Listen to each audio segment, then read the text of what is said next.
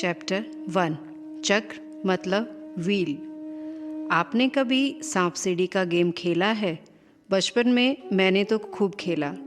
अब तो उसके नए नए वर्जन आ गए हैं, लोग ऑनलाइन भी खेलते हैं। पहले सांप सीढ़ी और लूडो एक साथ होता था। चौकोर बोर्ड के एक तरफ लूडो होता था, उसे पलटो तो दूसरी तरफ सांप सीढ़ी।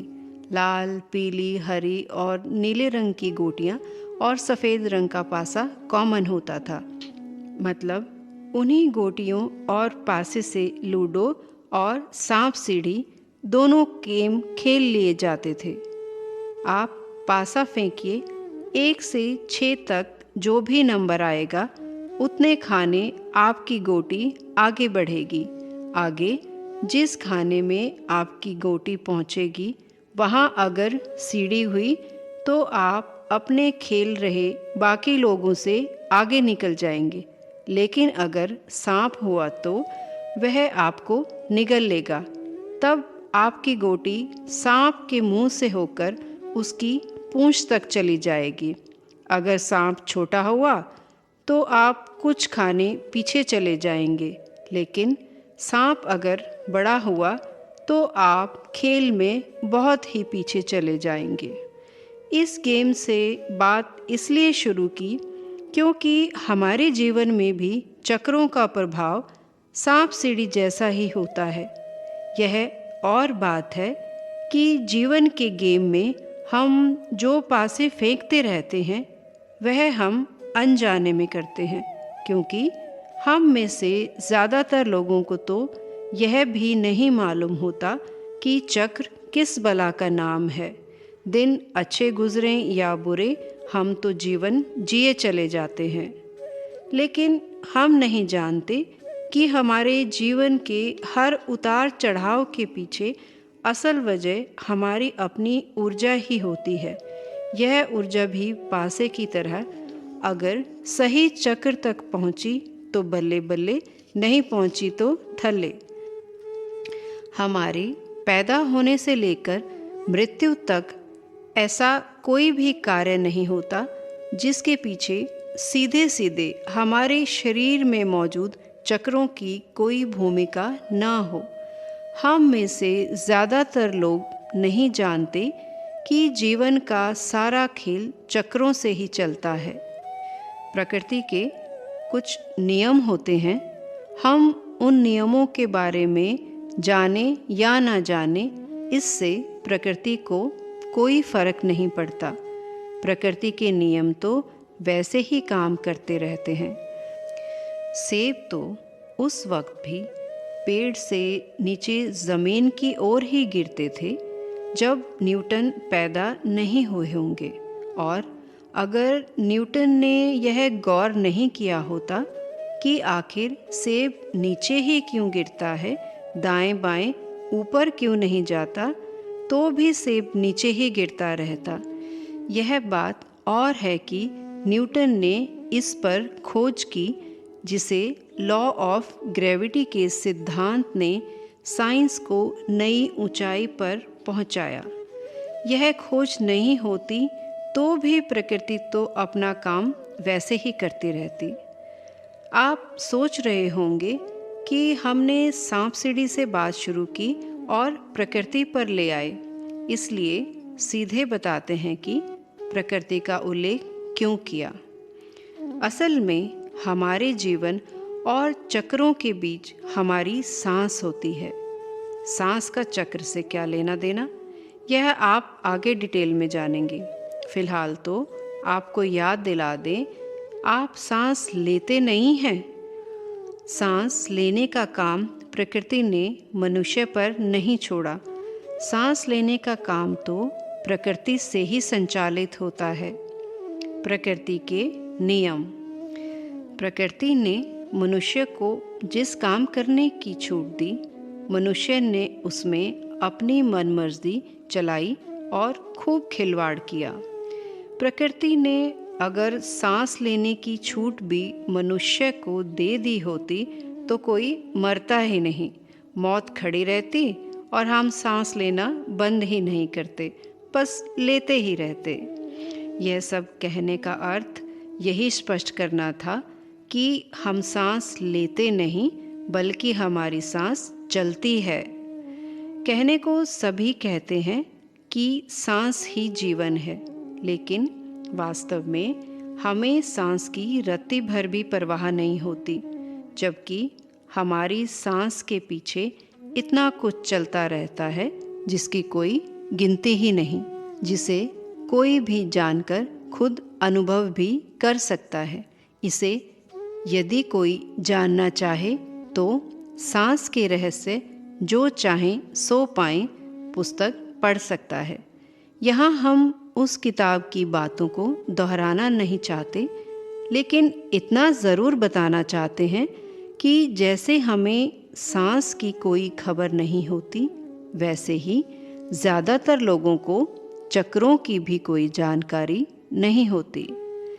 जिन्हें चक्रों की कोई जानकारी नहीं है उनको अलग कर देते हैं। मुझे तो उन लोगों पर भी हैरानी होती है जो कहते हैं कि वे कई साल से चक्र साधना कर रहे हैं और वे भी चक्रों को लेकर वैसी ही गलतफहमी में जीते हैं जैसे गलतफहमी हमको सांस लेते हैं या सांस चलती है के बीच होती है। कुछ लोग चक्र को पहिए जैसा गोल जानते हैं, कुछ लोग व्हील को बैलेंस करने के लिए गले में लॉकेट पहनते हैं, कोई चक्र का टैटू गुदवा लेता है, कोई विशेष प्रकार की अगरबत्ती जलाकर चक्र साधना करता है।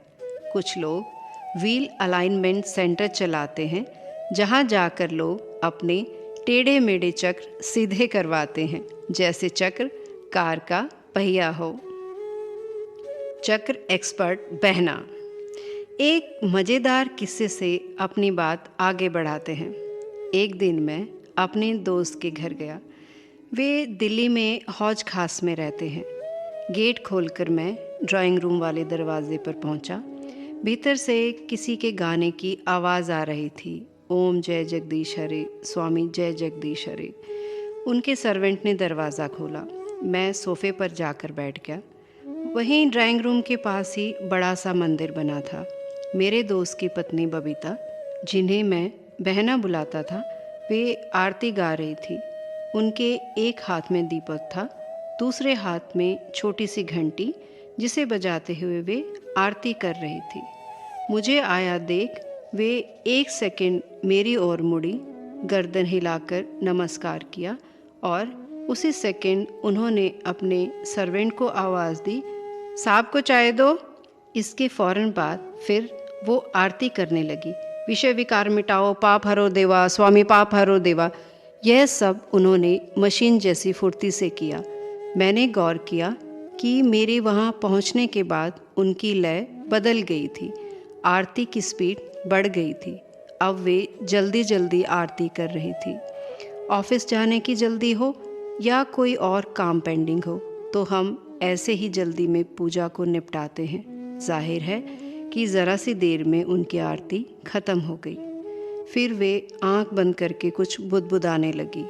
आरती के बाद ज़्यादातर लोग अपनी मनोकामना पूरी करने के लिए भगवान से प्रार्थना करते हैं। वे भी शायद वही कर रही थी। उसके बाद वह आरती का थाल लेकर मेरी ओर आई ताकि मैं दीपक के ऊपर हाथ घुमा के आरती ले सकूं। मेरे आरती लेते ही वे बोली, संदीप बाथरूम में है। मैंने इन्हें कितनी बार बोला है कि आरती के वक्त मेरे साथ खड़े हुआ करो, पर हफ्ते में 3-4 बार आरती मिस कर देते हैं। वे सामने वाले सोफे पे बैठ गई। यह बात तो गलत है बहना, मैंने उनकी हाँ में हाँ मिलाते हुए कहा। संदीप को इस मामले का पूरा ध्यान रखना चाहिए। और नहीं तो क्या, अगर पूजा में डिसिप्लिन नहीं कर सकते तो कहाँ करोगे? उन्होंने अपनी बात जारी रखते हुए कहा। मेरा तो एकदम फिक्स रूटीन है। सुबह उठते ही पहले मेडिटेशन, फिर 30 minute chakras healing, then yoga. After that only I go for bath and then this puja and aarti. यहाँ मैं स्पष्ट कर दूँ कि मेरी आध्यात्मिक रुचि या साधना के बारे में करीबी लोगों को छोड़कर बाकी किसी को नहीं पता।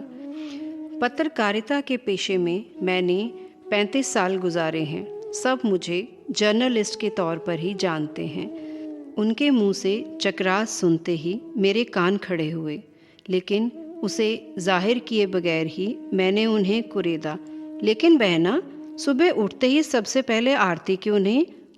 अरे आरती तो नहा धोकर ही करेंगे ना भैया, वे बोली। और अगर नहाने में टाइम निकाल दिया तो फिर मेडिटेशन और चक्रास हीलिंग का उतना लाभ नहीं मिलेगा, वे बोली। तो उनके चेहरे के भाव बता रहे थे कि वे अपनी बात पूरी आत्मविश्वास से बोल रही हैं। देखिए, मेडिटेशन का बेस्ट रिजल्ट लेना है तो सोकर उठकर ही करिए, उस वक्त माइंड फ्रेश होता है। माइंड में बहुत कम थॉट्स होते हैं, इसलिए मेडिटेशन अच्छा होता है। उन्हें नहीं पता था कि वो उस विषय में प्रवेश कर चुकी हैं जिसमें पिछले 20 साल से मैं खाक छान रहा था। इसे जाहिर किए बगैर ही मैंने उनकी प्रशंसा करने के लहजे में कहा, लगता है आप तो ये काफ़ी समय से कर रही हैं। अपनी आँखों को बड़ी बड़ी गोल फैलाते हुए वे बोली, आपको नहीं पता, मैं तो चक्रास हीलिंग की क्लास लेती हूँ, उनका कोर्स चलाती हूँ। हमने तो ऊपर पूरे फर्स्ट फ्लोर पर चक्रास सेंटर बना रखा है, आइए आपको दिखाती हूँ। इसी बीच मेरे दोस्त आ गए, उनसे हाय हेलो हुआ। मुझे लगा जिस काम के लिए मैं उनसे मिलने गया था अब उनसे वही बात होगी। वे मुझसे बात करने को हुए तो उनकी बात काटकर बहना बोली, तुम थोड़ा वेट करो, तुम्हें तो कोई इंटरेस्ट है नहीं, जिसको है उसको तो जाने दो। फिर वे मुझे फर्स्ट फ्लोर पर ले गईं। वहाँ बड़े से हॉल की दीवारों पर कुंडलिनी से लेकर 7 चक्रों की बड़ी कलात्मक तस्वीरें लगी थी। कॉर्नर में बॉस के स्पीकर लगे थे। एक टेबल पर मोटी मोटी कैंडल रखी थी। तभी उन्होंने स्विच ऑन किया तो हॉल की रोशनी बदलने लगी। फिर उन्होंने स्पीकर ऑन किया तो पूरे हॉल में मूलाधार चक्र का बीज मंत्र गूंजने लगा, लम। अब वह हॉल तिब्बत के किसी मठ जैसा रहस्यमयी लगता था। लगातार बदलती सतरंगी रोशनी को देखकर मैंने पूछा, इस लाइट का क्या काम है? भैया, हर चक्र का अपना अलग कलर होता है, अलग मंत्र होता है। Everything is connected to chakras. It is very long story, but I can tell you each and everything related to chakras. You look keen to understand. उन्होंने मेरी ओर देखा, फिर उंगली से अपनी नाभि की ओर इशारा करते हुए बोली, कैन यू सी दैट? उनकी नाभि के पास एक टैटू कूदा था जो सांप की आकृति का था। नाभि के बीच में मोती या किसी स्टोन को त्वचा में छेद करके लटका दिया गया था। उसी टैटू पर अपनी उंगली रखकर वो बोली, this is the secret symbol of master. I am the masters of chakras healing. मेरा धैर्य बना हुआ था। मैंने उनसे पूछा, बहना ये बताओ, शरीर में चक्र होते कहाँ हैं? मैं बताती हूँ, देखो नीचे से समझना शुरू करिए। सबसे पहले मूलाधार चक्र होता है, उसके ऊपर स्वादिष्टान, फिर वे आगे बोल पाती। इससे पहले ही मैंने उनकी बात बीच में काट दी। अगर हम शरीर का एक्सरे करें या MRI करवाएं तो क्या ये चक्र दिखेंगे जहाँ बता रही हैं? अब वह चक्र आई। उन्होंने अपने होठ आगे की ओर गोल किए, जैसे इंग्लिश बोलते समय कई लोग करते हैं। उनका मुंह खुला हुआ था, लेकिन उन्हें शब्द नहीं सूझ रहे थे। वे सोच रही थी कि क्या जवाब दें। तभी मैंने अगला सवाल किया, यह जो चक्रा होते हैं ये साथ ही क्यों होते हैं? भैया, मैंने तो यही पढ़ा है, यही सीखा है कि चक्रा साथ होते हैं।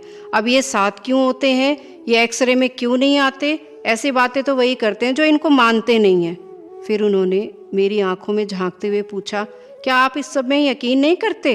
बिल्कुल करता हूँ यकीन, तभी तो आपसे पूछ रहा हूँ। मैंने कहा, भैया असली रिजल्ट तो करने पे ही मिलता है।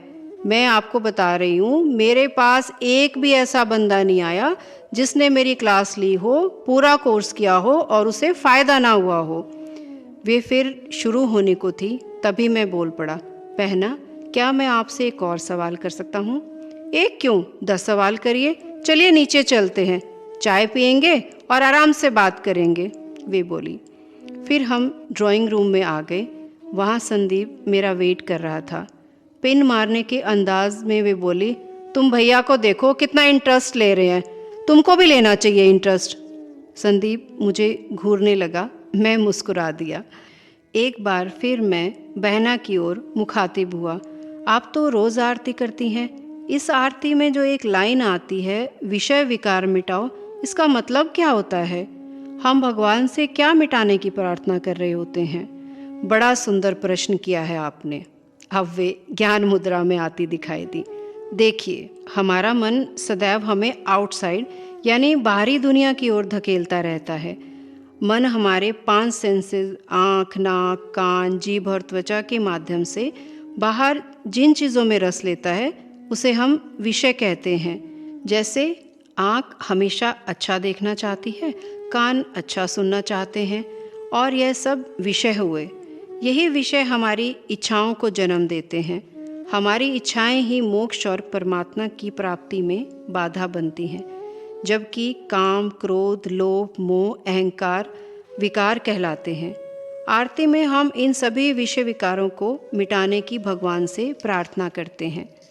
मैंने नोटिस किया कि यह उत्तर देते समय उन्होंने शुद्ध हिंदी के शब्दों का इस्तेमाल किया था। लगता था कि वे बातें उन्हें कंठस्थ थी। मेरे प्रश्न के हिसाब से उन्होंने सही उत्तर दिया था। मैंने कहा, आपके इस जवाब से मैं पूरी तरह संतुष्ट हूँ। लगता है आपने शास्त्र भी पढ़ रखे हैं। लेकिन क्या? पूछिए पूछिए, आपको जो जानना है पूछिए। मुझे तो स्पिरिचुअल कन्वर्सेशन में बहुत मज़ा आता है, वे बोली। मैंने पूछा, अच्छा, जो आरती के बाद आप कुछ देर आंखें बंद करके जो बुदबुदा रही थी वो क्या था? अरे भैया, मजाक करने लगे क्या? वह तो मैं अपनी विश पूरी करने के लिए प्रार्थना कर रही थी। सब करते हैं, आप नहीं करते क्या? इतना बोलकर पहली बार उन्होंने मेरी तरफ ऐसे देखा जैसे मैं मूर्खतापूर्ण सवाल कर रहा हूँ। लेकिन बहना, हम जो मनोकामना करते हैं वो भी तो विषय ही हुआ। एक तरफ तो हम भगवान को विषय विकार मिटाने की प्रार्थना कर रहे हैं, और दूसरी तरफ मनोकामना यानी मन की इच्छा पूरे होने की बात। मन तो बाहर की चीज़ों से संबंधित इच्छा करेगा ना, तो ये तो सेल्फ कंट्राडिक्शन जैसी बात हुई। मेरे इस सवाल पर बहना की आंखें मिचमिचाने लगी। इस बार उन्होंने अपने होठ भी गोल नहीं किए, उनका मुंह खुला का खुला रह गया। संदीप, जो इतनी देर से वहाँ चुपचाप बैठा था, उसका ध्यान भी मेरी बात पर आ चुका था। वे दोनों मेरी तरफ ऐसे देख रहे थे जैसे मैंने कोई अजूबी बात कर दी हो। असल में शास्त्रों में लिखी बातों को कंठस्थ करके ज़रूरत होने पर उसे दोहरा देने से कोई ज्ञानी नहीं हो जाता। रटने का काम तो तोते भी कर लेते हैं। जो किसी से सुनकर पढ़कर कुछ कंठस्थ कर लेते हैं, वे बस उतना ही बोल पाते हैं जो उन्होंने रटा हुआ होता है। इसके आगे कोई सवाल कर दे तो उनकी हालत बहना जैसी हो जाती है। लेकिन इसमें उन लोगों का कोई कसूर नहीं होता, क्योंकि कई हजार सालों से शास्त्रों को रटकर पंडित कहलाने का काम चालू है। कुछ लोगों के लिए तो यह आजीविका भी है, फिर किसी का क्या दोष। मुझे उनकी मनोस्थिति का भली भांति अंदाज़ा हो चुका था। मुझे लगा कि अब मुझे विषय को टेक ओवर कर लेना चाहिए। इसलिए मैंने उनसे कहा, अच्छा बहना, एक बात मुझे सही सही बताइएगा। आप जो चक्रा हीलिंग करती हैं, उसमें आपको शरीर के भीतर उस चक्र पर किसी हलचल का अनुभव होता है क्या? भैया, लगता है आप तो मेरी पूरी प्रैक्टिस को ही गलत साबित करने पर तुले हुए हैं। उनके चेहरे के भाव बदल गए थे। नहीं, आप मुझे गलत समझ रही हैं। मैं आपको गलत साबित नहीं करना चाहता। मेरा इरादा आपको सही बात बताने का है, और आप कहें तो मैं आपको अभी इसी वक्त आपके उस चक्र का अनुभव करवा सकता हूँ जिस चक्र में इस वक्त आपकी ऊर्जा सक्रिय है। क्या बोल रहे हो आप? क्या आपको वाकई चक्रा की कोई ऐसी विधि पता है जिससे हम उसको फील कर सकें? बिल्कुल कर सकती हैं आप फील, और इसके लिए आपको किसी कैंडल या कलरफुल लाइट की भी ज़रूरत नहीं पड़ेगी। मैंने गंभीरता से कहा, लेकिन उन्हें तब भी मेरी बात पर यकीन नहीं हुआ। भैया, आर यू सीरियस? आप मजाक तो नहीं कर रहे? उन्होंने हैरानी से मेरी तरफ देखा जैसे मुझे तौल रही हूँ। फिर वे संदीप की ओर देखने लगी, मानो वे उससे पूछना चाहती हों कि मैं जो बोल रहा हूँ वो मजाक है क्या, लेकिन संदीप भी मुझे वैसे ही देख रहा था जैसे मेरी बात उसकी समझ में ही ना आई हो। बताइए, आप करना चाहती हैं एक्सपीरियंस कि इस वक्त आपकी ऊर्जा किस चक्र में है? मैंने अपनी बात दोहरा दी। इस बार उन्हें भी लगा कि मैं गंभीर हूँ। Of course I want to see what you are saying, वे बोली। तभी संदीप बोल पड़ा, can I also experience the same? Try करते हैं। इतना कहकर मैं खड़ा हो गया। फिर मैंने उन दोनों को बिछे हुए कालीन पर बैठने के लिए कहा। मैंने उनसे एक पैर मोड़कर उनकी एड़ी पेरिनल में रखने और दूसरा पैर सीधा करने को कहा तो बहना बोली, आप महामुद्रा में बैठने के लिए बोल रहे हो? मैंने कहा, जी हाँ। तो वह फौरन महामुद्रा में बैठ गई, लेकिन संदीप वैसे बैठने के लिए जूझ रहा था। महामुद्रा योग का एक आसन होता है। पाठक इसके बारे में सर्च करके उसका विवरण जान सकते हैं। मुझसे यह नहीं हो पाएगा, संदीप बोला। कोई बात नहीं, तुम एक पैर की एड़ी से पेरिनल को हल्का सा दबाकर बैठो और तुमसे जितना संभव हो आगे झुककर दूसरे पैर के अंगूठे को छूने की कोशिश करो, मैंने संदीप से कहा। तभी महामुद्रा में बैठी बहन बोली, अरे भैया आप इन्हें छोड़िए, मुझे बताइए क्या करना है। मैंने उनसे कहा, अब आप आगे की ओर झुकते हुए अपनी पूरी सांस को बाहर निकालते जाइए। सांस का एक एक कतरा बाहर निकाल दीजिए। पूरी सांस बाहर निकलने के फौरन बाद अपनी गर्दन को थोड़ा सा आगे झुका लीजिए। इसी अवस्था में जितनी देर संभव हो सांस को रोके रखिए। बहना को योगा का अभ्यास था। यह क्रिया किसी योगा शिक्षक से सीखे बगैर न करें। उन्होंने ठीक वैसा ही किया जैसे मैंने उनको बोला। मैंने एक विशेष विधि से उन्हें सांस भीतर लेने और छोड़ने को कहा। उस विधि से उन्होंने 4 राउंड किए। उसके बाद मैंने उन्हें पेट के बल लेटकर अपने शरीर के भीतर हो रही हलचल पर गौर करने को कहा। अभी 1 मिनट भी नहीं गुजरा था कि वे बहुत तेज आवाज में बोले, oh my God, I can feel it, my belly button is shivering very badly, I am little scared now, how will this stop? मैंने उनसे सामान्य सांस लेते रहने को कहा। कुछ ही सेकंड में वह सामान्य फील करने लगी। मैंने उन्हें उठकर बैठ जाने को कहा। दोनों सोफे पर बैठ गए। बहना थोड़ी डरी लग रही थी, जबकि संदीप के चेहरे पर ऐसे भाव थे जैसे वह कुछ समझने की कोशिश कर रहा हो। मैंने उन दोनों से अपने अनुभव बताने का आग्रह किया। संदीप ने बताया, मुझे शिवरिंग जैसा तो कुछ फील नहीं हुआ, लेकिन नाभि के नीचे कुछ रेंगता हुआ फील हो रहा, वो भी बस 1-2 सेकंड को। मैंने बहना से पूछा, आपको क्या लगा? I can't even explain it properly. I have never ever gone through that kind of feeling. I'm still trying to figure it out. I'm telling you, it was amazing, but little scary for me. वे बगैर रुके बोले जा रही थी। फिर जैसे अचानक उन्हें कुछ याद आया और उन्होंने पूछा, भैया आपने ये सब कहाँ से सीखा? आपने तो कभी इस बारे में बात नहीं की। तब मैंने उन्हें सन 2003 में मुंबई का पूरा किस्सा सुनाया, जिसके बाद से मेरी ज़िंदगी ने पूरी तरह यू टर्न लिया। वह अनुभव जो ब्रह्म ऋषि खप्तीनाथ से संबंधित था, जिनसे कभी मैं नहीं मिला। मुझे उनकी जानकारी मिलने से पहले ही वो जीवित अवस्था में खुद को मिट्टी में दफन करके समाधि ले चुके थे। समाधि के बाद भी कैसे वे मेरे जीवन में आए और कैसे मेरी आध्यात्मिक यात्रा शुरू हुई, वह पूरा किस्सा मैंने सांस के रहस्य जो चाहें सो पाएं पुस्तक के पहले चैप्टर में विस्तार से बताया है। पूरा किस्सा सुनने के बाद बहना और संदीप के साथ 7 चक्रों की वास्तविकता को लेकर सवाल जवाब का बहुत लंबा दौर चला। जो बात करने मैं उनके घर गया था वो तो रह ही गई। उन लोगों के साथ आगे की कई मुलाकातों में भी 7 चक्रों को लेकर विस्तार से चर्चा हुई। उस दिन के बाद से चक्रों के बारे में बहना की धारणा बदल गई और साधना भी।